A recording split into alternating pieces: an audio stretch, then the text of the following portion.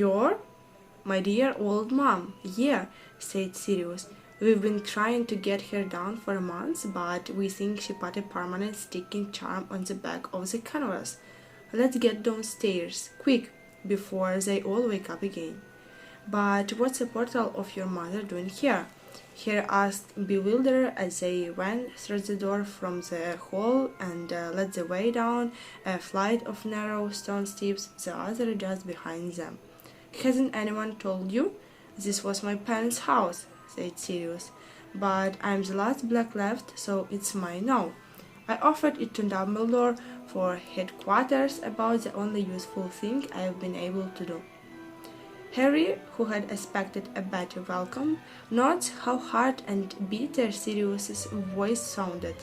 He followed his good father to the bottom of the steps and through the door leading into the basement kitchen.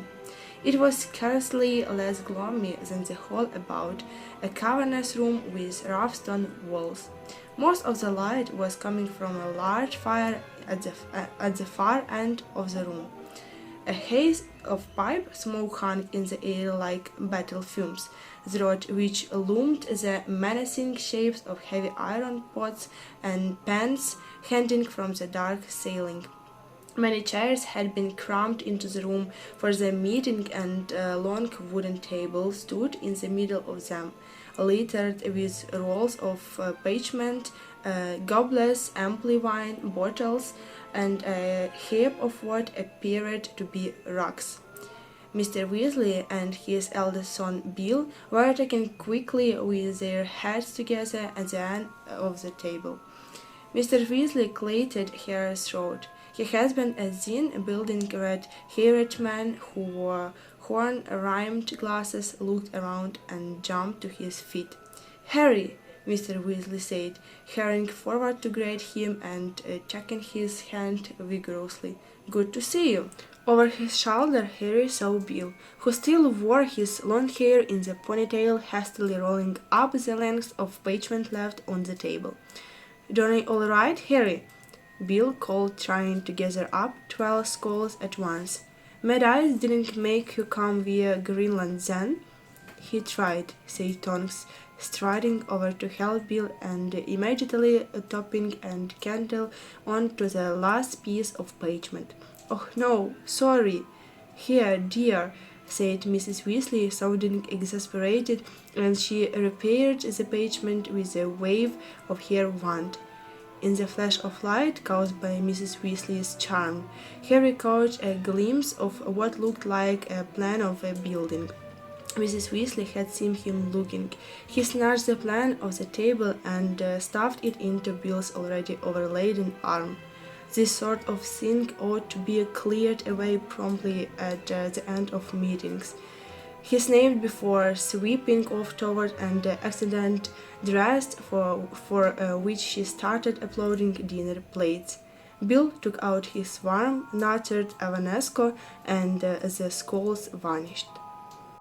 "Sit down, Harry," said Sirius. "You met Mundungus, haven't you?"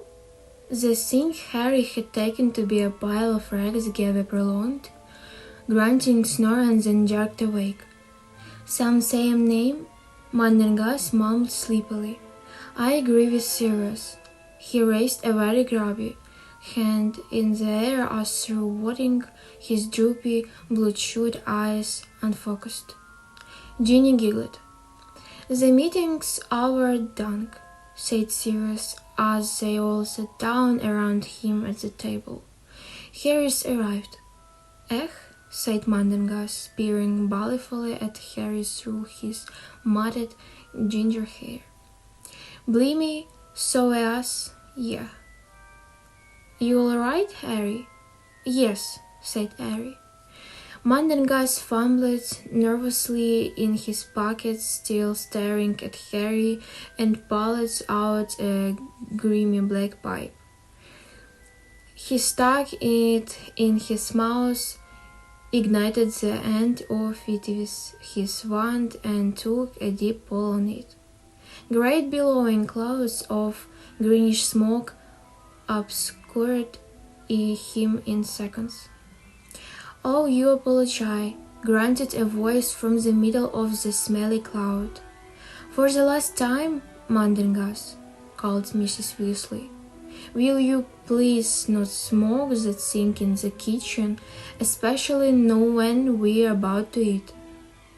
"Ah," said Mandingas, "right. Sorry, Molly." The cloud of smoke vanished as Mandingas stowed his pipe back in his pocket, but an acrid smell of burning sock lingered. "And if you want dinner before midnight, I'll need a hand," Mrs. Weasley said to the room at large. "No, you can stay where you are, Harry dear. You had a long journey." "What can I do, Molly?" said Tonks, enthusiastically bounding forward. Mrs. Weasley hesitated, looked apprehensive. No, it's all right, Tonks. You have a rest too. You've done enough today." No, I want to help," said Tonks, brightly, knocking over a chair as she hurried towards the dresser from which Ginny was collecting cutlery. Soon a series of heavy knives were chopping meat and vegetables of their own accord by Mr. Weasley, while Mrs. Weasley started a cauldron dangling over the fire, and the others took out plates, more goblets, and food from the pantry. Harry was left at the table while with Sirius and Mandingas, who was still blinking mirthfully at him. "Seen old Figgy signs?" he asked. "No," said Harry, "I haven't seen anyone." "See, I wouldn't have left," said Mandingas, leaning forward, a pleading note in his voice, "but I'd a business opportunity." Harry felt something brush against his knees and started, but it was only Crookshanks, Hermione's bank-legged ginger cat, who wound himself once around Harry's legs, purring, then jumped onto Sirius' lap and curled up. Sirius scratched him absent-mindedly behind the ears as they turned still grim-faced to Harry. "Had a good summer so far?" "No, it's been lousy," said Harry. For the first time, something like a grin flitted across Sirius' face. "Don't know what you complaining about myself." "What?" said Harry incredulously. "Personally, I'd have welcomed sentimental ethic. A deadly struggle for my soul would have broken the monotony nicely. You think you have it bad? At least you've been able to get out and about, stretch your legs, get into a few fights. I've been stuck inside for a month." "How come?" asked Harry, frowning. "Because his Ministry of Magic is still after me, and Voldemort will know all about me being in the Animagus by now. Wormtail will have told him, so my big disguise is useless. There's not much I can do for the Order of Phoenix, or so Dumbledore feels." There was something about the slightly flattened tone of voice in which Sirius uttered Dumbledore's name that told Harry that Sirius was not very happy with the headmaster either. Harry felt a sudden upsurge of affection for his godfather. "At least you know what's been going on," he said brazenly. "Oh yeah," said Sirius sarcastically. "Listening to Snape's report, having to take all snide hints that he's out there risking his life while I'm sat on my backside. Here having a nice, comfortable time, asking me how the cleaning going." "What cleaning?" asked Harry, trying to make his place fit for human habitation, said Sirius, waving a hat around the small kitchen. "No one's lived here for 10 years, not since my dear Mother died, unless you count her old house elf, and he's gone round to twist, hasn't cleaned anything in ages. Serious? Said Manzangas, who did not appear to have paid any attention to this conversation, but had been minutely examining an empty goblet. This solid silver, mate? Yes, said Sirius, surveying it with distaste. Finest 15th century goblins wore silver embossed with the Black family's crest. That's gone off. So muttered Mandangus, polishing it with his scarf. Friends, George. No, just carry them. Miss Weasley, shake it. I know. Harry, Sirius, and Mandangus look around and split second later dived away from the table.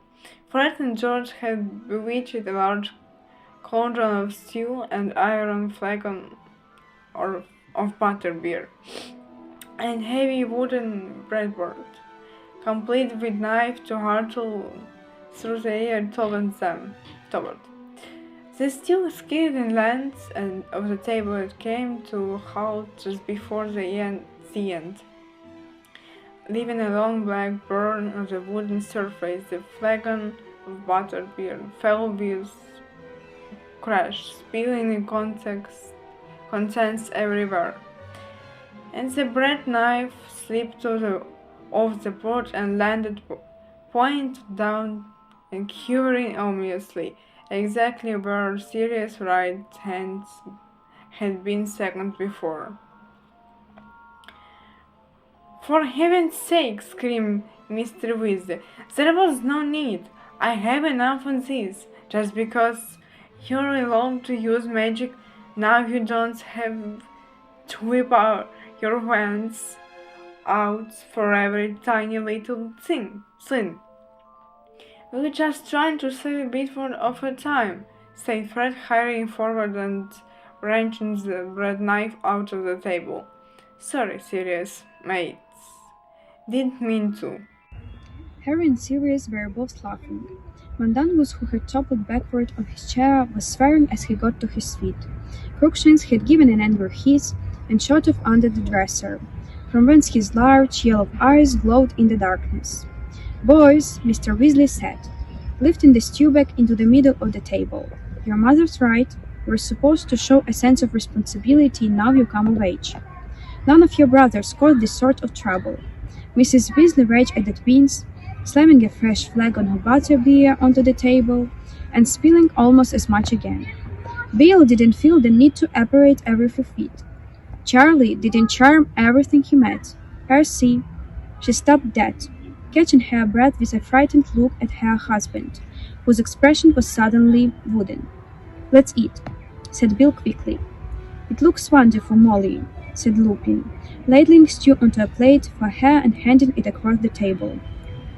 For a few minutes there was silence, but for the chink of plates and cutlery and the scraping of chairs as everyone settled down to their food. Then Mrs. Weasley turned to Sirius and said, I've been meaning to tell you there is something trapped in the writing desk in the drawing room. It keeps rattling and shaking. Of course, it could just be a boggart, but I thought we ought to ask Alistair to have a look at it before we let it out. Whatever you like, said Sirius indifferently. The curtains in there are full of doxies too. Mrs. Weasley went on. I thought we might try and tackle them tomorrow. I look forward to it, said Sirius. Harry heard the sarcasm in his voice, but he was not sure that anyone else did. Opposite Harry, Tonks was entertaining Hermione and Ginny by transforming her nose between mouthfuls. Screwing up her eyes each time with the same pained expression she had worn back in Harry's bedroom. Her nose swelled to a beak-like protuberance like Snape's, shrank to something resembling a buttered mushroom, and then sprouted a great deal of hair from each nostril. Apparently this was a regular mealtime entertainment, because after a while Hermione and Ginny started requesting their favorite noses. Looted one like a pig's snout, Tonks? Tonks obliged, and Harry, looking up, had the fleeting impression that the female Dudley was grinning at him from across the table. Mr. Weasley, Bill, and Lupin were having an intense discussion about goblins. "They're not giving anything away yet," said Bill. "I still can't work out whether they believe he's back or not. Course, they might prefer not to take sides at all. Keep out of it. I'm sure they'd never go over to you-know-who," said Mr. Weasley, shaking his head. "They've suffered losses too. Remember that goblin family he murdered last time, somewhere near Nottingham." "I think it depends what they are offered," said Lupin, "and I'm not talking about gold. If they are offered freedoms we've been denying them for centuries, they are going to be tempted. Have you still not had any luck with Ragnar, Bill?" "He's feeling pretty anti-wizard at the moment," said Bill. "He hasn't stopped raging about the Buckman business. He reckons the minister did a cover-up. Those goblins never got their gold from him, you know." A gale of laughter from the middle of the table drowned the rest of Bill's words. Fred, George, Ron, and Mandangus were rolling around in their seats. "And then," choked Mandangus, tears running down his face, "and then, if you'll believe it, he says to me, he says, 'Dunk, where did you get all them thoughts from? 'Cause some ton of the bludgers gone and nicked all mine.' And I says, 'Nicked all your thoughts, Will, what next? So you'll be wanting some more then?' And if you'll believe me, lads, the gunless gargoyle buys all his own thoughts back of me for twice what he paid in the first place." "I don't think we need to hear any more of your business dealings. Thank you very much, Mandangus," said Mrs. Weasley sharply, as Ron slammed forward onto the table, howling with laughter. "Beg pardon, Molly," said Mandangus at once, wiping his eyes and winking at Harry. "But, you know, Will nicked them of Porty Aries in the first place, so I wasn't really doing nothing wrong." "I don't know where you learned about right and wrong, Mandangus, but you seem to have missed a few crucial lessons," said Mrs. Weasley coldly. Fred and George buried their faces in their goblets of butterbeer. George was hiccuping. For some reason, Mrs. Weasley threw a very nasty look at Sirius before getting to her feet and going to fetch a large rhubarb crumble of pudding. Harry looked round at his godfather. "Molly doesn't approve of Mandangus," said Sirius in an undertone. "How come he's in the order?" Harry said very quietly. "He's useful," Sirius muttered. "Knows all the crooks. Well, he would, seeing as he's one himself. But he's also very loyal to Dumbledore, who helped him out of a tight spot once. It pays to have someone like Dunk around. He hears things we don't. But Molly thinks inviting him to stay for dinner is going too far. She hasn't forgiven him for sleeping off duty when he was supposed to be tailing you." 3 helpings of rhubarb crumble and custard later, and the waistband on Harry's jeans was feeling uncomfortably tight, which was saying something, as jeans had once been Dudley's. He laid down his spoon in a lull in general conversation. Mr. Weasley was leaning back in his chair, looking replete and relaxed. Tonks was yawning quietly, her nose now back to normal, and Ginny, who had lured Crookshanks out from under the dresser, was sitting cross-legged on the floor, rolling butterbeer corks for him to chase. "Nearly time for bed, I think," said Miss Weasley on a yawn. "Not just yet, Molly," said Sirius, pushing away his empty plate and turning to look at Harry. "You know, I'm surprised at you. I thought the first thing you do when you got here would be to start asking questions about Voldemort." The atmosphere in the room changed, with the rapidity Harry associated with the arrival of the Mentors. Where seconds before it had been sleepily relaxed, it was now alert, even tense. A frenzy had gone around the table at the mention of the Voldemort's name. Lupin, who had been to take a sip of wine, lowered his goblet slowly, looking worried. "I did," said Harry indignantly. "I asked Ron and Hermione, but they said we're not allowed in the order, so—" "And they're quite right," said Miss Weasley. "You're too young." She was sitting bolt upright in her chair, her fist clenched upon its arms, every trace of drowsiness gone. "Since when did some have to be in the Order of the Phoenix to ask questions?" asked Sirius. "Harry's been trapped in that Muggle house for a month. He's got the right to know that's been happened." "Hang on," interrupted George loudly. "How come Harry gets his question answered?" said Fred angrily. "We've been trying to get stout out of you for a month, and you haven't told us a single stinking thing," said George. "You're too young, and you're not in the order. said Fred in a high-pitched voice that sounded uncannily like his mother's. Harry's not even of age. It's not my fault. You haven't been told what the order's doing, said Sirius calmly. That's your parents' decision, Harry, on the other hand. It's not down to you to decide what's good for Harry, said Miss Weasley sharply. Her normally kindly face looked dangerous. You haven't forgotten what Dumbledore said, I suppose? Which bit? Sirius asked politely, but with an air as though readying himself for a fight. The bit about not telling Harry more than he needs to know, said Miss Weasley, placing a heavy emphasis on the last three words. Ron, Hermione, Fred, and George had turned from Sirius to Mrs. Weasley as thought following a tennis rally. Ginny was kneeling amid a pile of abandoned butterbeer corks, watching the conversation with her mouth slightly open. Lupin's eyes were fixed on Sirius. I don't intend to tell him more than he needs to know, Molly, said Sirius, but as he was the one who saw Voldemort's comeback. Again there was a collective shudder. Around the table at the name. He has more rights than most too. He is not a member of the Order of Phoenix, said Mrs. Weasley. He's only 15 and he's dealt with as much as most in the Order, said Sirius, and more than some. No one's denying what he's done, said Miss Weasley, her voice rising, her first trembling on the arms of her chair. But he's not a child, said Sirius impatiently. He's not an adult either, said Miss Weasley, the color rising in her cheeks. He's not James, Sirius. I'm perfectly clear who he is, thanks, Molly, said Sirius coldly. I'm not sure you are, said Miss Weasley. Sometimes the way you talk about him is as though you think you have got your best friends back. What's wrong with that? Said Harry. What's wrong, Harry, is that you are not your father, however much you might look like him, said Miss Weasley, her eyes still boring into Sirius. You are still at school, and adults responsible for you should not forget it. Meaning I'm an irresponsible godfather? Demanded Sirius, his voice rising. Meaning you have been known to act rashly, Sirius, which is why Dumbledore keeps reminding you to stay at home, and we will leave my instruction for Dumbledore out of this, if you please, said Sirius loudly. Arthur, said Miss Weasley, rounding on her husband. Arthur, back me up!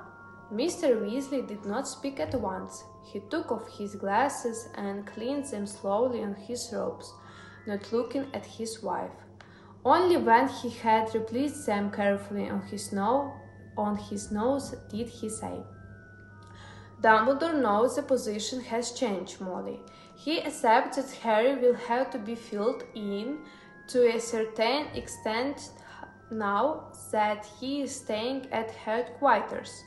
Yes, but there's a difference between that and inviting him to ask whatever he likes. Personally, said Lupin quickly, looking away from Sirius at last, as Miss Weasley turned quickly to him, hopeful that finally she was about to get an ally. I think it better that Harry gets a fact. Not all the fact, Molly, but the general picture. From us, rather than a garbled version from others. His expression was mild, but Harry felt sure that Lupin at least knew that some extensible earth had survived Mr. Weasley's purge. Well, said Miss Weasley, breathing deeply and looking around the table for support that did not come. Well, I can see I'm going to be overruled. I will just say this. Dumbledore must have had his reasons for not wanting Harry to know too much, and speaking as someone who has got Harry's best interests at heart, He's not your son, said Sirius quickly. He's as good as, said Miss Weasley fiercely. Who else has he got? He's got me. Yes, said Miss Weasley, her lip curling. The thing is, it's been rather difficult for you to look after him while you have been locked up in Azkaban, hasn't it? Sirius started to rise from his chair.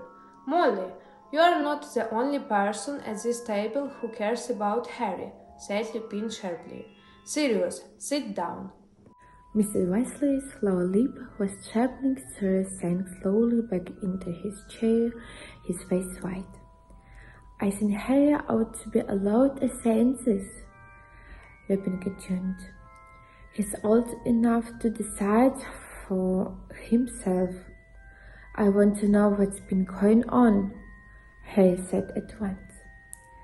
He did not look at Mrs. Weasley. He had been touched by what she had said about his being as good as a son, but he was also impatient at her molecule. Sirius was right. He was not a child.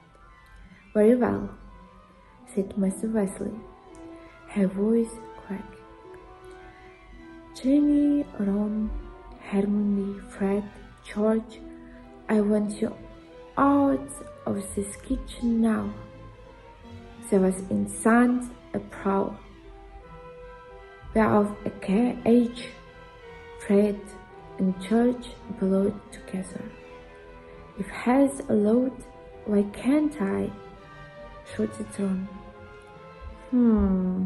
I want to, wailed Ginny.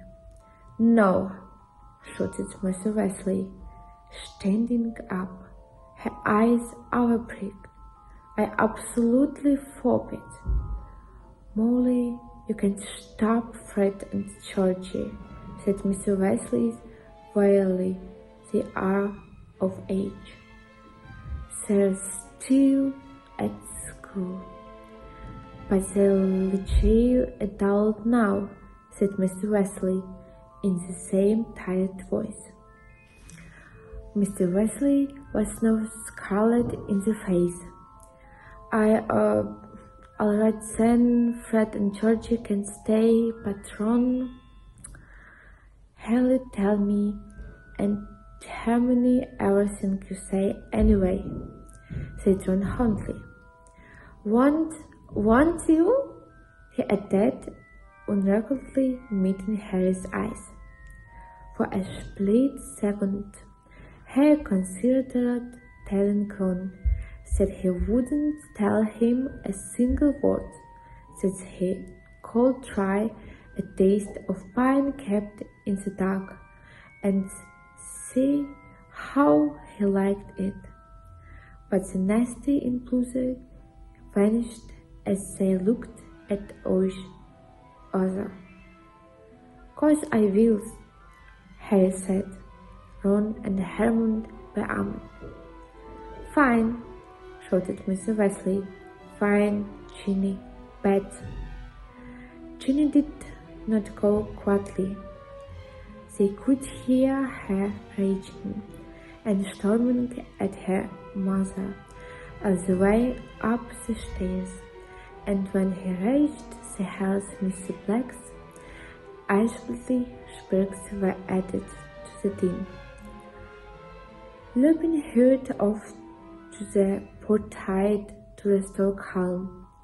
It was only after he had returned, closing the kitchen door behind him and taking his seat at the table again, that Sirius spoke. "Okay, Harry, what do you want to know?" Harry looked a deep breath and asked the question that had been obsessing him for a month. "Where's Voldemort? What's he doing?" "I have been trying to watch the Muggle nerves," he said, ignoring the nerved stutters and winces at the name. "And there hasn't been anything that looks like him yet. No funny dates or anything. said because there haven't been any suspicious dates yet, said Syracuse. Not as far as we know anyway, and we know quite a lot. More than he thinks we do anyway, said Lupin. How come he stopped killing people? Harry asked. Heck no, said Voldemort had murdered more than once in the last year alone. Because he doesn't want to draw attention to himself at the moment, said Sirius. It would be dangerous for him. His comeback didn't come off quite the way he wanted it to, you see. He messed it up. Or rather, you messed it up for him, said Lupin with a satisfied smile. How? Harry asked perplexedly. You weren't supposed to survive, said Sirius. Nobody apart from his Death Eaters was supposed to know he'd come back. But you survived to bear witness. And the very last person he wanted alerted to his return the moment he got back was Dumbledore, said Lupin. And you made sure Dumbledore knew at once. How has it helped? Harry asked. Are you kidding? Said Bill incredulously. Dumbledore was the only one you know who was ever scared of. Thanks to you, Dumbledore was able to recall the Order of the Phoenix about an hour after Voldemort returned, said Sirius. So, what the Order been doing? Said Harry, looking around at them all. Working as hard as we can to make sure Voldemort can carry out his plans, said Sirius. How do you know what his plans are? Harry asked quickly. Dumbledore's got a shrewd idea, said Lupin, and Dumbledore's shrewd ideas normally turn out to be accurate. So, what does Dumbledore reckon he's planning? Well, firstly, he wants to build up his army again, said Sirius. In the old days, he had huge numbers of his commons, witches and wizards he's bullied or bewitched into following him, his faithful Death Eaters, a great variety of dark creatures. You heard him planning to recruit the giants. Well, they be the just one group he's after. He's certainly not going to try and take on the Ministry of Magic with only a dozen Death Eaters. So, you trying to stop him getting more followers? We're doing our best, said Lupin. How? Well, the main thing is to try and convince as many people as possible that you know who really has returned, to put them on their guard, said Bill. It's probably tricky though. Why?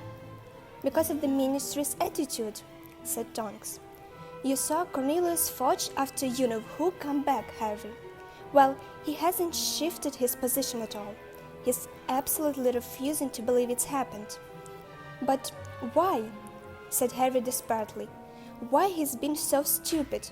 If Dumbledore... well, you've put your finger on the problem, said Mr. Weasley with a wry smile. Dumbledore. Fudge is frightened of him, you see, said Tonks sadly. Frightened of Dumbledore? Said Harry incredulously. Frightened of what he's up to, said Mr. Weasley. You see, Fudge thinks Dumbledore's plotting to overthrow him. He thinks Dumbledore wants to be Minister of Magic. But Dumbledore doesn't want... Of course he doesn't, said Mr. Weasley. He's never wanted the minister's job, even though a lot of people wanted him to take it when Miss Lindbergh retired. Fudge came to power instead, but he's never quite forgotten how much popular support Dumbledore had, even though Dumbledore never applied for the job. Deep down, Fudge knows Dumbledore's much cleverer than he is, a much more powerful wizard, and in the early days of his ministry he was forever asking Dumbledore for help and advice, said Lupin. But it seems that he's become fond of power now, and much more confident. He loves being Minister of Magic, and he's managed to convince himself that he's the clever one, and Dumbledore simply stirring up trouble for the sake of it. How can he think that? Said Harry angrily. How can he think Dumbledore would just make it all up? That's I'd make it all up? because accepting that Voldemort's back would mean trouble like the ministry hasn't had to cope with for nearly 14 years, said Sirius bitterly. Fudge just can't bring himself to face it. It's so much more comfortable to convince himself Dumbledore's lying to destabilize him. You see the problem, said Lupin. While the ministry insists there is nothing to fear from Voldemort, it's hard to convince people he's back, especially if they really don't want to believe it in the first place. What's more, the ministry leaning heavily on the Daily Prophet not to report any of what they are calling Dumbledore's rumor-mongering. So most of the wizarding community are completely unaware anything's happened, and they make them easy target for the Death Eaters if they're using the Imperious Curse. But you're telling people, aren't you? Said Harry, looking around at Mr. Weasley, Sirius, Bill, Mundungus, Lupin, and Tonks. You're letting people know he's back? They all smiled humorously. Well, as everyone thinks I'm a mad mass murderer and the ministry put a 10,000-gallon price on my head, I can hardly stroll up the street and start handing out leaflets, can I? Said Sirius resentfully. And I'm not a very popular dinner guest with most of the community, said Lupin. It's an occupational hazard of being a werewolf. Tonks and Arthur would lose their jobs at the ministry if they started shooting their mounts off, said Sirius. And it's very important for us to have spies inside the ministry, because you can bet Voldemort will have them. We managed to convince a couple of people, said Mr. Weasley. Tonks here, for one. She's too young to have been in the Order of the Phoenix last time, and having Aurors on our side is a huge advantage. Kingsley Shacklebolt being a real asset too. He's in charge of the hunt for Sirius, so he's been feeding the ministry information that Sirius is the Tibet. But if none of yours put in the news out the Voldemort's back, Harry began. Who said none of us was putting the news out? Said Sirius. Why do you think Dumbledore's in such trouble? What did you mean? Harry asked. They're trying to discredit him, said Lupin. Didn't you see the Daily Prophet last week? They reported that he'd been voted out of the chairmanship of the International Confederation of Wizards because he's getting old and losing his grip. But it's not true. He was outed out by Ministry Wizards after he made a speech announcing Voldemort's return. They've demoted him from Chief Warlock of the Wizarding. That's the Wizards' High Court, and they're talking about taking away his Order of Merlin, First Class too. But Dumbledore says he doesn't care what they do as long as they don't take him off the chocolate frog cards, said Bill grinning. It's no laughing matter, said Mr. Weasley sharply. If he carries on defying the ministry like this, he could end up in Azkaban, and the last thing we want is to have Dumbledore locked up. While you know who knows Dumbledore's odds are and wise to what he's up to, he's going to go cautiously. If Dumbledore's odds away, well, you know who will have a clear field. But if Voldemort's trying to recruit more Death Eaters, it's bound to get out that he come back, isn't it? Asked Harry desperately. Voldemort doesn't march up to people's houses and bang on their front doors, Harry, said Sirius. He tricks, jinxes, and blackmails them. He's well practiced at operating in secret. In any case, gathering followers in only one thing he's interested in. He's got other plans too, plans he can put into operation very quietly indeed, and he's concentrating on those for the moment. What's he after apart from followers? Harry asked swiftly. He saw Sirius and Lupin exchange the most fleeting of looks before Sirius answered. Stuff he can only get by stealth. When Harry continued to look puzzled, Sirius said, like a weapon, something he didn't have last time. When he was powerful before? Yes. Like what kind of weapon? Said Harry. Something worse than the Avada Kedavra? That's enough. Mrs. Weasley spoke from the shadows beside the door. Harry hadn't noticed he returned from taking Ginny upstairs. Her arms were crossed and she looked furious. I want you in bed now, all of you, she added, looking around at Fred, George, Ron, and Hermione. You can't bust us, Fred began. Watch me, snarled Mrs. Weasley. She was trembling slightly as she looked at Sirius. You've given Harry plenty of information. Any more and you might just as well induct him into the order straight away. Why not, said Harry quickly. I'll join, I want to fight. No, it was not Mrs. Weasley who spoke this time, but Lupin. The order is comprised only of overage wizards, he said. Wizards who have left school, he added, as Fred and George opened their mouths. There are dangers in the world of which you can have no idea, any of you. I think Molly's right, Sirius. We've said enough. Sirius half shrugged but didn't nod again. Mrs. Weasley beckoned imperiously to his sons and Hermione. One by one they stood up, and Harry, recognizing defeat, followed suit.